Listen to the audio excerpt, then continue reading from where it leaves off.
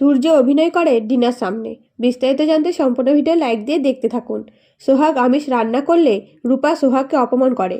তখন সূর্য এসে যজ্ঞ জবাব দিয়ে সোহাগকে বলে মন্দিরে যাওয়ার জন্য তৈরি হয়ে নিতে এবং রূপাকে বলে বিষ্টু মিনু কোথায়। তখন সার্থক মুখ ফসকে বলে ফেলে বিষ্টু আর মিনুকে সরিয়ে দেওয়া হয়েছে। এই কথা শুনে সূর্য বুঝতে পারে সোহাগকে শিবরাত্রি করতে দেবে না বলে মৌরাক্ষী এইসব করেছে। তাই সূর্য রূপাকে বলে মাটন রান্না করতে। তখন রূপা সূর্যের জন্য মাটন রান্না করে, সার্থককে টেস্ট করতে দেয়। তখন সার্থক বলে মাটনে নুন আর ঝাল বেশি বেশি হয়ে গেছে। তখন নেহা বলে দিদিভাই তুই কি দুবার করে নুন আর ঝাল দিয়েছিস নাকি? তখন রূপা বলে মনে হয়। তবে রূপা সূর্যের হাত থেকে বাঁচার জন্য সার্থককে সামনের হোটেল থেকে মাটন নিয়ে আসতে বলে, তা আবার পায়ে হেঁটে। এইদিকে সোহাগ মন্দিরে যাওয়ার আগে সূর্যর কাছে যেতেই সূর্য বলে আবার তোমাকে কেউ কি অপমান করেছে?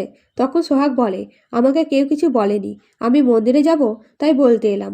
এরপর সোহাগ মন্দিরে যেয়ে প্রথম প্রহরে জল ঢালা সম্পূর্ণ করলে পুরোহিত বলে দ্বিতীয় প্রহরে হতে দেরি আছে, তাই ঠাকুরের আরাধনা করতে পারো।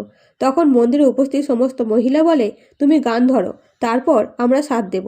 তখন সোহাগ শিবের গান করে এবং গান শেষ হতে দ্বিতীয় প্রহরে জল ঢালে।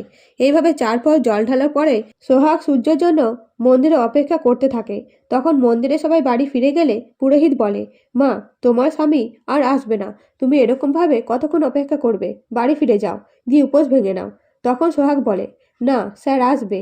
অন্যদিকে ডিনা ব্ল্যাকমেল করে সূর্যকে ফোন করে বলে আমি তোমার আর সোহাগের মাঝখানে আসবো না, আমি বুঝতে পেরেছি আমি ভুল করেছি, তাই এই পৃথিবী ছেড়ে চলে যাব, আমি ঘুমের ওষুধ খেয়ে আত্মহত্যা করব।